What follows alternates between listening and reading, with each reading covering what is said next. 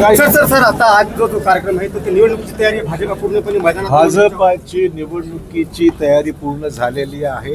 आज केंद्रीय कार्यालय जिथे निवडणूक फक्त एकच नाही आहे, नगरपालिका, जिल्हा परिषद, पंचायत समित्या, महापालिका या सगळ्या निवडणूक आणि पदवीधर सगळ्या निवडणुकीसाठी एक केंद्रीय स्थान राहणार आहे आणि त्यामुळे याचं आम्ही केंद्रीय कार्यालय म्हणून त्याचं परिवर्तन केलेलं आहे आणि आजपासून इथेच आमचे सर्व चर्चा भेटीगाठी इथे होणार आहे। आगामी निवडणुकांसाठी मित्रपक्षांची काही चर्चा वगैरे झाली? अद्याप नाही।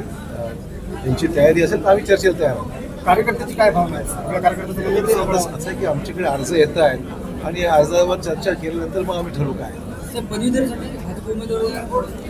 पदवीधरसाठी प्रदेश पातळीवर निर्णय झालेला की लढवायचे झाले आणि त्यामुळे आम्हाला जे काही आदेश मुख्यमंत्री आणि प्रदेश अध्यक्षांनी दिलेत त्यामुळे नोंदणी आम्ही सुरू केली।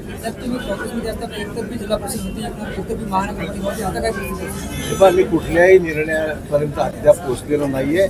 मला खात्री आहे की ज्या पद्धतीने मेहनत आम्ही करतोय, लोकांचा प्रतिसाद ज्या पद्धतीने आम्हाला आहे, त्यामधून नांदेड जिल्ह्यामध्ये भाजप हा सर्वात मोठा पक्ष यशस्वी ठरणार आहे। साहेब, पहिल्यांदाच विधानसभेत जे आमदार निवडून गेलेले आहेत त्यांना 54 आमदारांना 5 कोटीचा निधी देण्यात आलेला आहे। स्थानिक स्वराज्याच्या पार्श्वभूमीवर मोर्चे बांधणी असल्याची टीका विरोधकांकडून होते। मोर्चे बांधणीच्या निवडणुकीसाठी नाहीच आहे, एरवी पैशाची अडचणी आहेत, परंतु पहिल्यांदा जे आमदार निवडून आलेले आहेत त्यांना सुरुवातच त्यांची आहे, त्यामुळे त्यांना काहीतरी सुरुवातीला विकास कामाला निधी मिळाला पाहिजे या हेतूने तो निर्णय घेणं। बाकी सर्व कालांतराने सर्वच निधी मिळणार आहे।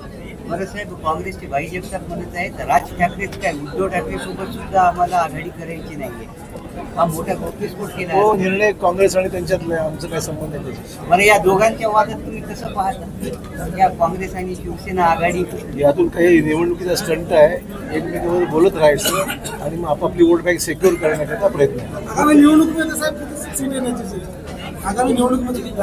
अजून याद्याचेच प्रोसेस सुरू आहे, इतकं बहुमत येईल।